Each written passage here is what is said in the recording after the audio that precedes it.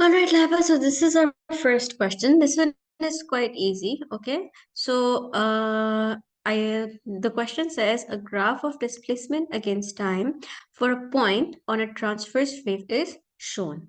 Which of the following statements is correct?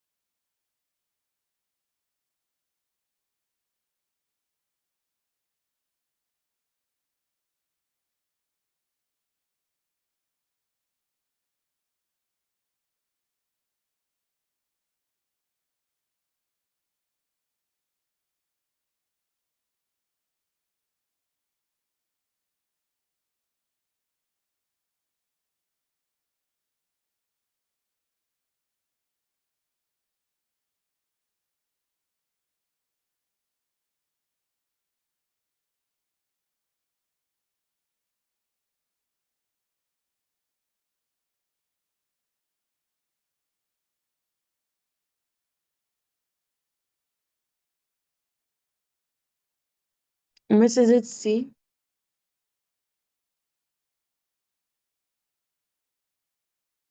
The period of the wave is 0.2 seconds. If you talk about a time period, right? Time period is the time taken for a wave to complete one oscillation.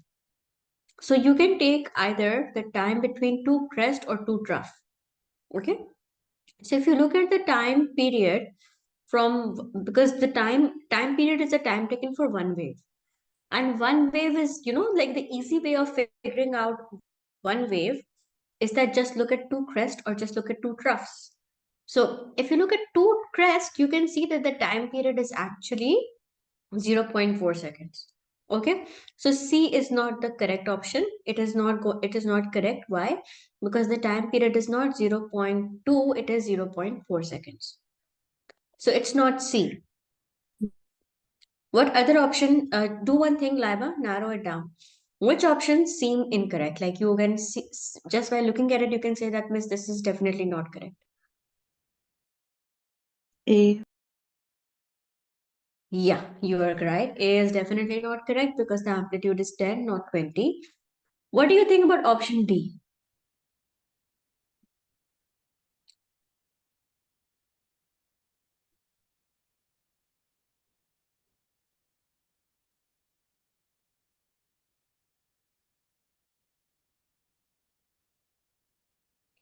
Okay, I will give you a hint. I will tell you that option D is also incorrect.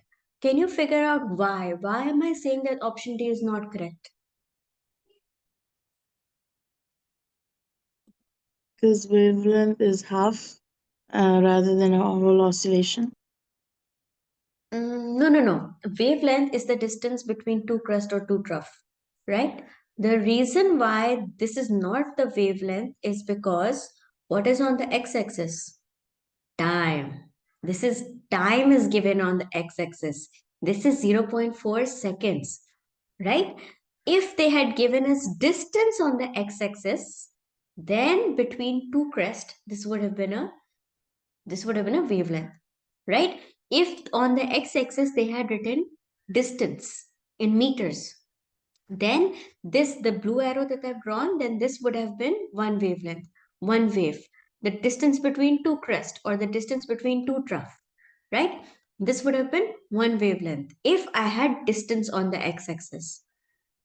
In this graph on the x-axis, they have written time. So that means that we have the time period. From this graph, I can get the time period, but I cannot get the wavelength because the distance is not given to me. Okay, is that making sense? Yeah. Now I get it. Great. So now check, now Cal, if you look at the graph, what is the time period? Can you read from the graph what the time period is?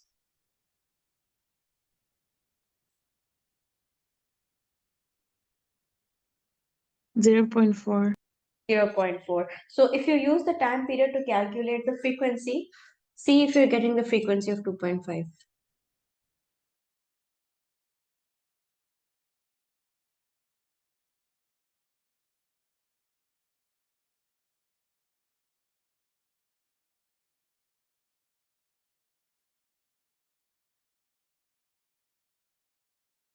Yeah, I get 2.5. Right? So option B is the correct answer over here. Okay. Now, the next thing is saying to you that a ray of light travels through a glass towards a boundary between glass and air. The critical angle for this boundary is 42 degrees. Which row of the tables is correct?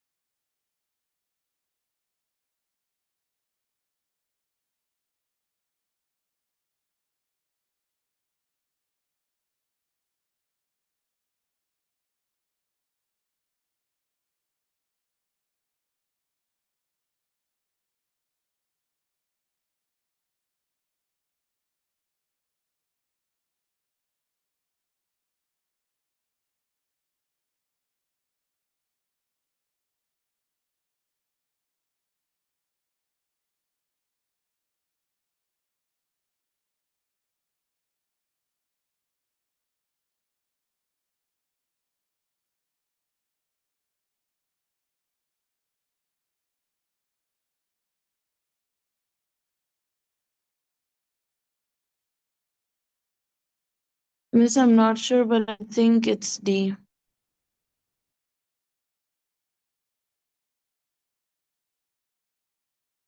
You're right, it is D. You are correct. See? So, critical angle is 42, which means that after 42 degrees, we will have total internal reflection. Before 42 degrees, we will have a mixture. Some of the light rays will bend, so some of them will refract and some of them will reflect. Okay, some will refract and some will reflect before 42 degrees. Once you exceed the critical angle, then you will have total internal reflection and all the light rays are going to be reflected back. So you're absolutely 100% right. It is option D. Good. Okay. Now, in 1924, de Broglie suggested that electrons have wave properties. The de Broglie equation states, this is the equation that I taught you, remember? Wavelength is equals to Planck constant divided by momentum. Please remember momentum is equal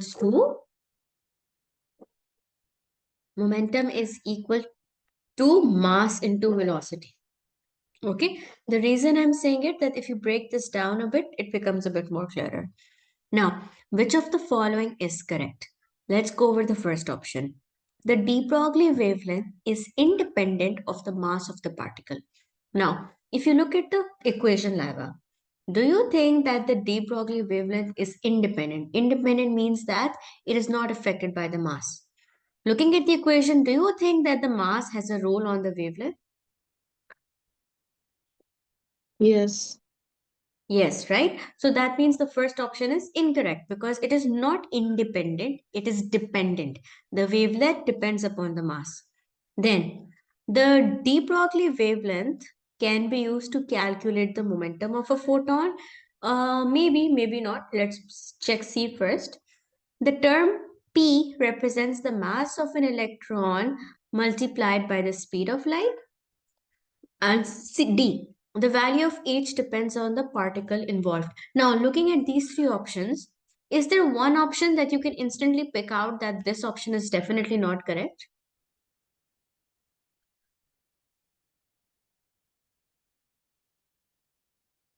Like this, Mhm. from these three options, there's one option. Which one? D. D, right? Because the value of H does not depend upon the particle, it is a constant. It will be the same no matter what particle we take. Perfect. You're halfway there. Now, do you think between B and C? Now think about it. C says that the momentum represents mass of electron multiplied by speed of light. Does this seem like correct to you that if you're calculating the momentum, we would multiply the mass of an electron by the speed of light?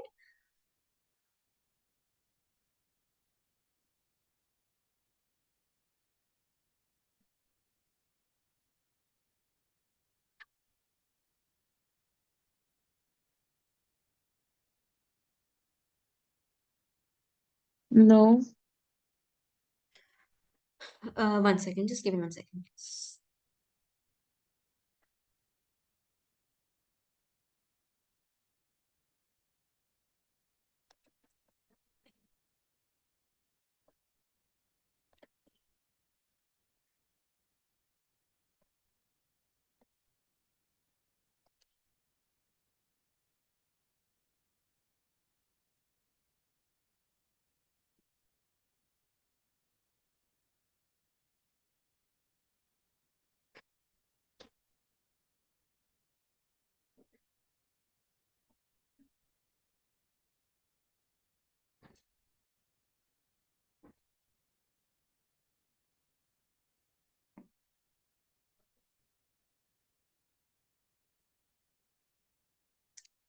All right, yes.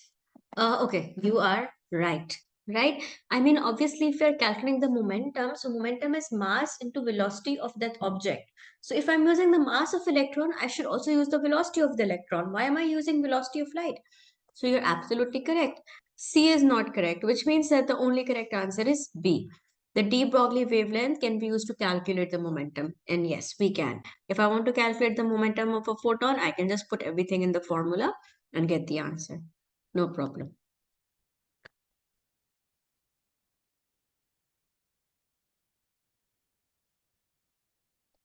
Okay, now this question is related to superposition. In superposition, remember when we studied about constructive interference, destructive interference, we have to discuss that. Okay, a student investigated the superposition of water waves in a ripple tank. There are two sources of waves, S1 and S2, which are in phase with each other. Okay, That means, okay, I want to clarify something, that they're in phase with each other. That means that both of them are coherent. Okay. At the start, they are in phase, but later on, what the phase will be, that can be different. The diagram shows the position of successive crest. So you see every single circle, semicircle is the crest. Explain the type of superposition taking place at A and taking place at B. So if you remember, I told you very specifically, if you remember, like I literally made this exact same diagram for you and I told you how the superposition is happening over here. Okay. In questions like these, Laiba, what are you going to do? My advice to you is this, that first, you see all these points where you have the two crests that are like you see these points where the two lines are touching each other. Okay. So just make lines wherever you see these points touching each other. So for example, I will draw one line over here. Then one line over here. Then one line over here. Uh one line over here. One line over here. Now, these 2 points where the waves are meeting like this. Why, what do you think is happening at the point where the two waves were like the basically what is happening? The crest of the two waves are superimposing each other. So if the crest of both the waves are superposing on each other, in superposition we only see two things. Either we will see constructive interference or destructive interference. What do you think? If the crest of both the waves are meeting, should we see constructive interference or should we see destructive interference?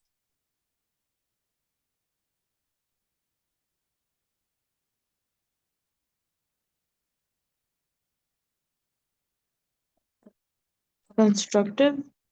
Constructive, exactly, because both of them are crest. So that means they are in phase with each other. That's why they are both crest. Okay, perfect. Good job. So at A, what am I going to see, Laiba? I'm going to see,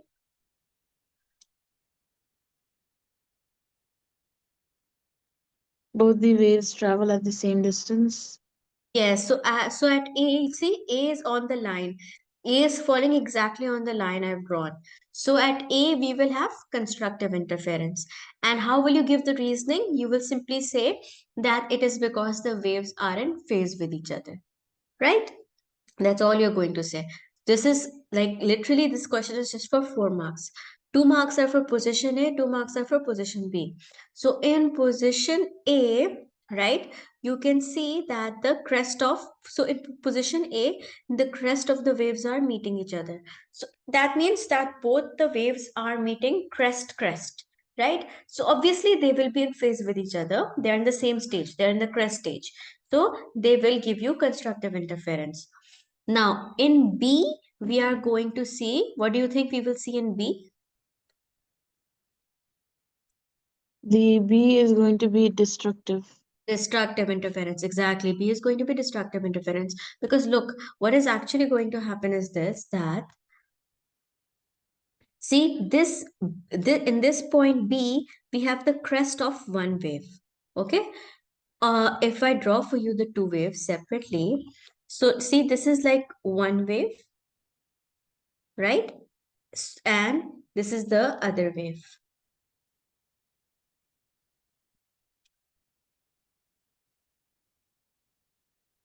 So at point B, we have the crest of the green wave, but the trough of the blue wave, right? So obviously crest and trough exactly opposite to each other. So we will get destructive interference.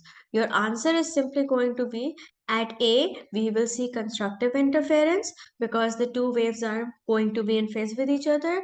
At B, we're going to see destructive interference since the waves are anti-phase to each other or they have a phase difference of 180 degrees, right? And that's it, you got your 4 marks. So now whenever you see a question like this, you know how to answer it. Okay. Now this is related to what we were discussing for our atomic energy. Okay. The diagram shows some of the energy levels for an atom of hydrogen. When an electron with a kinetic energy of 12.3 electron volts interacts with this atom, An electron in the atom moves from minus 13.6 electron volts level to the minus 1.5 electron volt level, right? So what are they saying? That now there is an electron that is at minus, over here, minus 13.6. Okay. Another electron, this electron has the energy of 12.3. Another electron, which has the energy of 12.3, collides with the atom, and when it collides with the atom, it transfers the energy to the green electron. The green electron is the electron inside the atom. Okay. Blue electron is an external electron. So when the electron from the outside interacts with the electron inside the atom, the electron that is inside the atom, right, the green electron, it jumps from minus 13.6 to minus 1.5. Okay. Now, when a photon with photon energy of 12.3 electron volts, now we have a photon. Okay. First statement was about an electron. Now we have a photon. So now they're saying when a photon of same energy, 12.3 electron volts, incident on this atom, the electron, the electron in the atom at minus 13.6 electron level remains at minus 13.6 electron level. So when the photon falls with the same energy on the electron, it does not jump. But when the electron having the same energy, when it falls on the electron jumps. Okay. So they are saying we have to explain these observations. So how are we going to explain these particular observations? You are going to explain these observations now. If you remember from what we discussed in last class, okay? If you remember, I had not told you about the electron coming into an atom. I had told you about a photon coming into an atom. And when I told you, okay, now do one thing, Laiba. Find the energy difference between 13.6 and 1.5. Let's start over there. Can you find for me the energy difference between 13.6 and 1.5?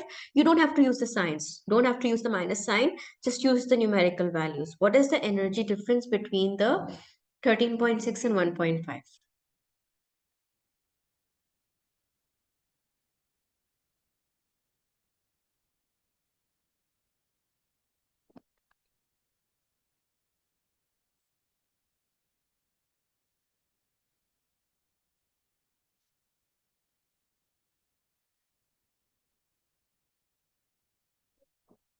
Miss, we're gonna minus them, right?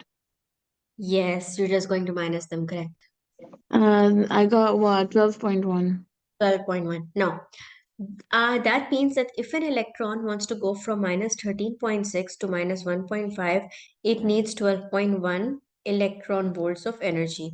Let's first, I'm going to talk about statement 2 and then we will look at statement 1 later. Now, the photon has an energy of 12.3. How much energy does it require? It requires 12.1. This is the first statement in your answer. When you're giving the answer, your first statement will be that the electron requires 12.1 electron volts to jump from 13.6 to 1.5. Okay, so first thing you do is you tell the examiners the energy difference. Okay, now can you remember I had mentioned something very specifically? Why is it that you think the photon will not cause the electron to jump? Why is the electron not going to, like, even though the photon has more energy, right? The energy we require is 12.1, the photon is 12.3, but the electron will still not jump. Why will the electron not jump? Why will the electron not absorb the energy of the photon? There was a very specific reason for that, if you remember what it was.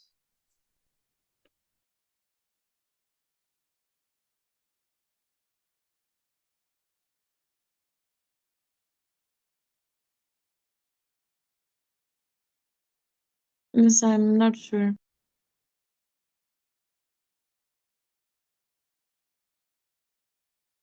If you remember, I told you that the photons must have exactly the amount of energy required, right? Photons must have Exactly, like on the dot. The amount of energy you require for the electrons to jump. If it has less than 12.1, the photon has 12.0, nothing will happen. The photon has 12.2, nothing will happen. You need to give, the photon needs to have the exact, like to the very decimal place, the exact amount of energy. Okay? If the photon has that exact amount of energy, only then the electron will absorb it and it will jump. Right? If the photon has a little bit less, a little bit more, the electron is not going to go anywhere. Why? Because so if, for example, an electron will jump to 1.5, 0.2 electron volts will still be left. What about those? Right? It's not like the photon can go a little bit above. Right? That's not possible. Why? Because the electron can either be in one level or other level. There is no in between. Like the electron cannot be somewhere between the two levels. It will either be at one or the other. So if an electron has to jump from the lower level to a higher level, it needs that exact amount of energy. So the photon should have exactly 12.1 electron volts. Since the photon does not have the 100% exact value, photon has more energy than the electron needs. So the electron will not absorb it and the electron will stay where it is. Right? Now we understand the second observation.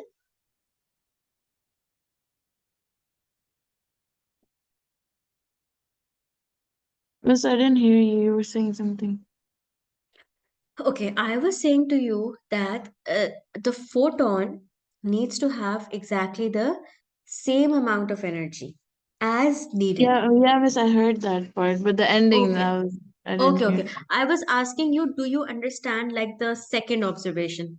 The second observation, like we understand the concept, why we are seeing the second observation? Yeah, yeah. Okay, now let's look at the first observation. Now, you will say to me, Miss, all right, fine. So we have an electron, and that electron also has the same energy, 12.3. But the electron is causing this electron, the blue electron, is causing the green electron to get excited. Why?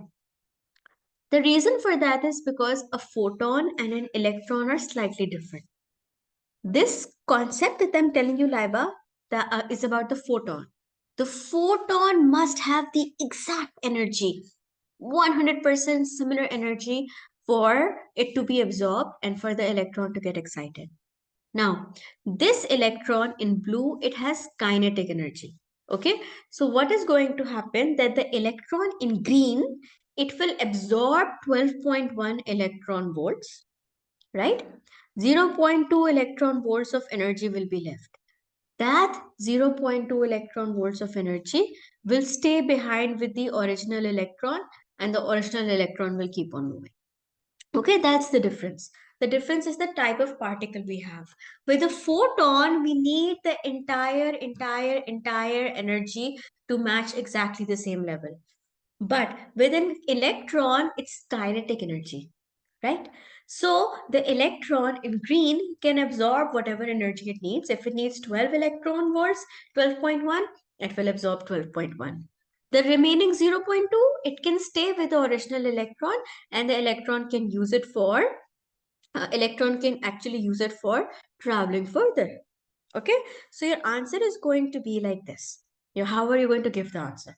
You are going to say that for the electron to move from 13.6 to 1.5, 12.1 electron volts energy is required. Now, the energy of a photon, uh, the energy of a photon is only absorbed if it matches the exact energy difference between the two levels. Since photon has more than 12.1 electron volts, it will not be absorbed. On the other hand, if we talk about the electron, from the electron, since electron has kinetic energy, photon is different, kinetic energy is different. Since it has kinetic energy, so the electron can absorb 12.1 electron volts of that energy. zero point 0.2 electron volts will remain behind for the electron, right? So this is how you're going to go ahead and you're going to answer this. Okay, so for photons we need to match the exact energy level. Electrons are different. Electrons do not have like electrons have kinetic energy. So kinetic energy, can be transferred and it can be conserved. So 12.1 electron volts can be absorbed by this electron, and the zero point 0.2 electron volts is left behind for the original electron. It can keep that much energy. Okay, so this is how you're going to answer questions related to this.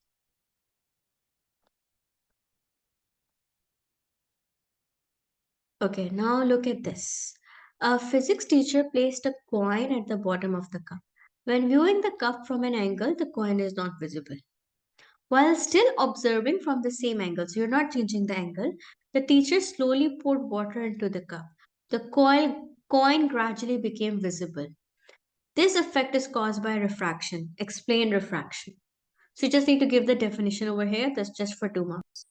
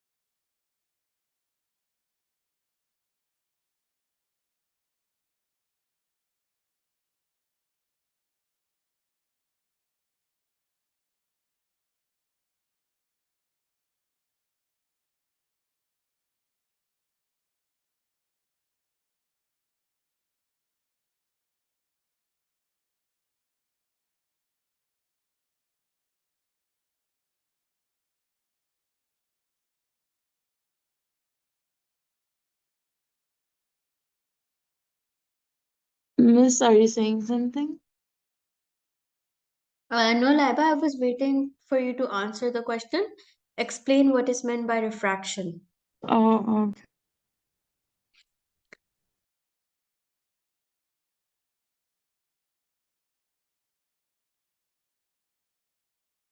the refraction is a change in speed of the wave as it moves from one medium to another. Right, correct. Which leads to change in direction. Okay, add the last Mm. part as well, that leads to change in direction. Okay, perfect. Now, they're saying to you a simplified diagram below shows how a ray of light travels from the edge of a coin to the teacher's eye when the cup is partially filled with water. Determine the refractive index of the water in the cup. So you have to calculate the refractive index. Okay. Now, over here, first thing that you need to figure out, Laiba, is which formula you're going to use. So I taught you three formulas. You have to look at what information is given to you and you have to figure out what formula we can use. So let's troubleshoot this together. Why don't you tell me some formulas that you can think of and we can figure out if that one applies or not? Refractive index equals to vacuum over medium, the speed of light in vacuum. Do you think we can use that formula over here? No.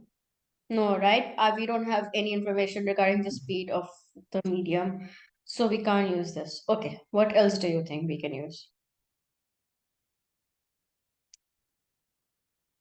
Refractive index equals to 1 over sine critical. Right. Okay. That's also the formula. Do you think based on the information that we can use this formula?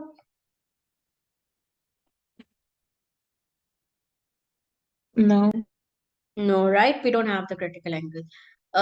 What else do you think? The Snell's law, refractive index of one material angle in material 1 equals to refractive index of material 2 and angle in material 2. But we don't have. Okay, you can use that one if you want. Um, we can use that one, sure. Okay, so you can use this formula. Refractive n1 sine theta 1 is equals to n2 sine theta 2. Now, n1 is n2 is air. Okay, the refractive index of air is 1. Okay, so that is something that is understood for your future, like future questions. Refractive index of air is always 1. Okay, so we need to find the refractive index of water. The refractive index of your air is 1. Now, you will notice that the angles are not given to us. Okay. But at this point, we are also out of the formulas. We have ruled out the other formulas that definitely we can't use the one with the critical angle. We don't have it. We can't use the one with the speed of light because we don't have the speed of light in water. So we have to somehow make do with this formula. Now, we know that the refractive index of your N2, your air, is 1. But the problem that we're now encountering is that the angles are not given to us. By looking at the diagram, let's do one thing. First of all, let's start by labeling the angle of incidence and angle of refraction. Can you annotate on the screen and draw for me the angle of incidence and angle of refraction?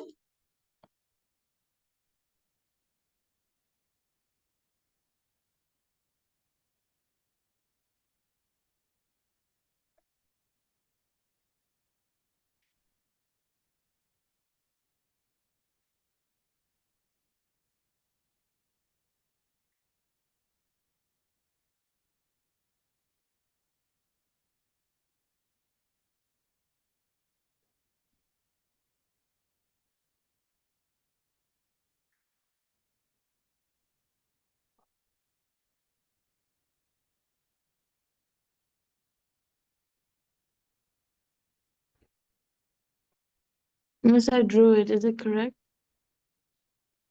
Yeah, it's correct. Just change your labeling, okay? See, look at the direction of the arrow. The direction of the arrow will tell you which is the angle of incidence and which is the angle of refraction. So over here, just follow the arrow, okay? So actually, I think this should be the angle of incidence and this should be the angle of refraction, okay? Like if you follow the arrow, so this arrow is pointing to the ear and then this arrow is pointing to the eye. So the light is traveling actually starting from here and it's traveling like this. So this is the incident ray and this is the refracted ray. Okay. Now, looking at these angles and the values that are given to you, can you think of a way that we can find out what this, like, can we calculate what these angles are? Is there anything that we can use?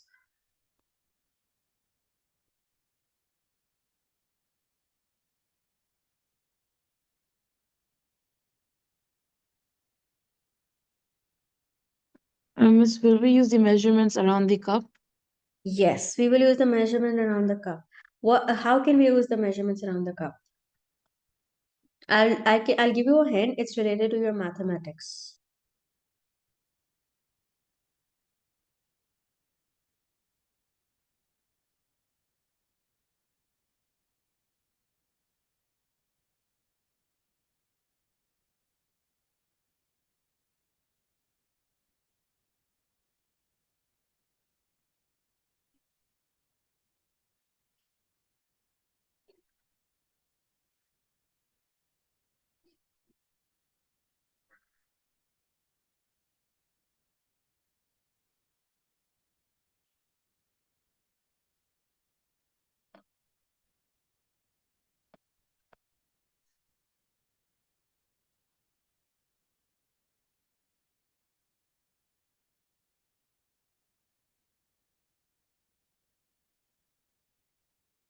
Okay, I'll tell you. We can use trigonometry, right? Sine, cos, tan. So we can use sine, cos, or tan. Okay, any of these we can go ahead and we can use over here. So let's see what measurements we can go ahead and we can use over here. So okay, we have to calculate this angle firstly. Okay, we have the this is your we have been given this, we have been given this, and we have been given this. Okay, Laiba, can you go ahead and do the calculations yourself? Or if you have any confusion in the trigonometry portion, let me know. I can also go over the calculations with you. Okay.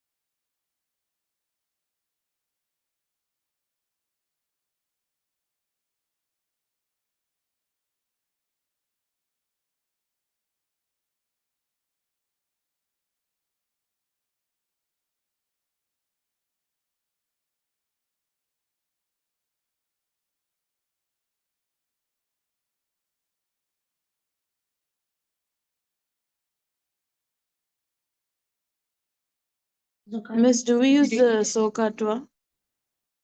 Yes. I found the hypotenuse, so now I'll find the angle, right? Yes, well, you could have found the angle without the hypotenuse actually, because if you think about it, you had the see, you had this was the opposite, and this was the adjacent. So you had the adjacent and the opposite, you could have directly used these two as well. You didn't have to find the hypotenuse. You could have just also worked with these two. But now that you found the hypotenuse, you can now use whatever formula you like.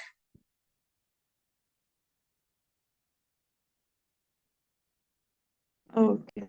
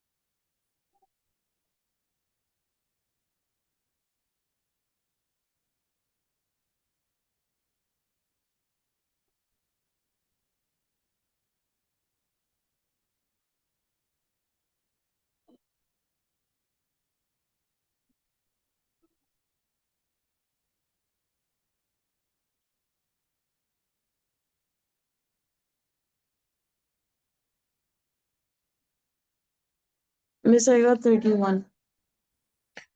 Just one second. You're telling me about the angle of incidence? Yeah. Okay, one second.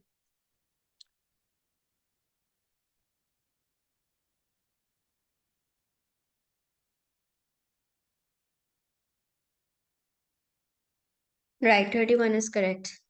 Okay, now you have to find the angle of refraction. Same thing you have to use for the angle of refraction.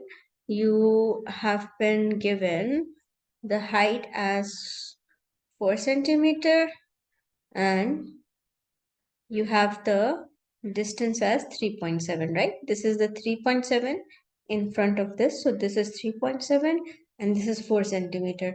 Do the exact same thing, Laiba, and now find that this is the 4 centimeter and this is in front of this. So this is 3.7. Do the exact same thing and find the angle of refraction.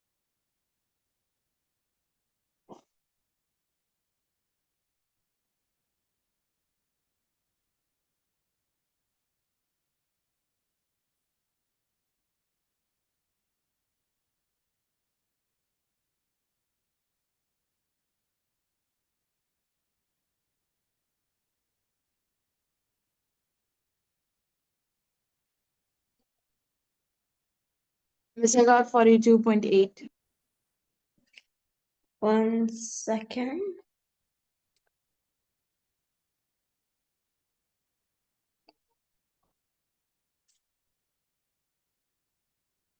Right, that is correct. Now you just put everything in the formula and you calculate.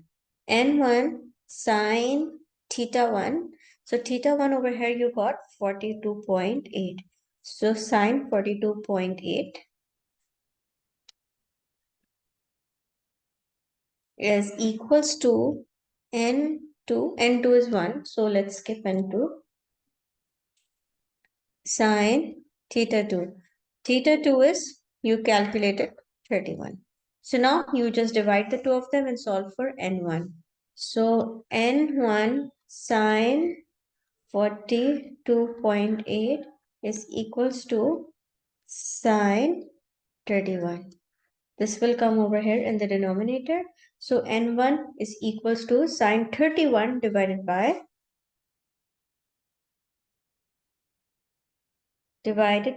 sine 42.8. So then let me know what you get as your.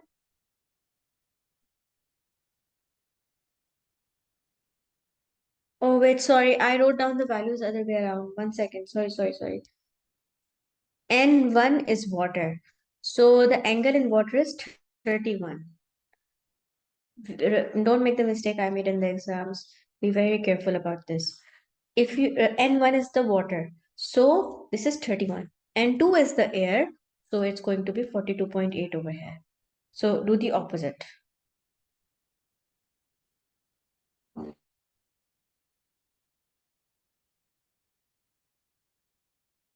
Miss, I got 1.32. Right, that is correct. 1.32 is your answer. Remember this, that refractive index cannot be less than 1. Okay, like air is 1. Okay, so generally should not get a value less than 1. So, okay, perfect. All right, Liva, we'll go ahead and stop it over here for today. And we will continue with our questions in the next class. Okay? Okay. All right, thank you so much, Liva. See you in the next class. Have a good day. You too, Miss. Bye. Bye.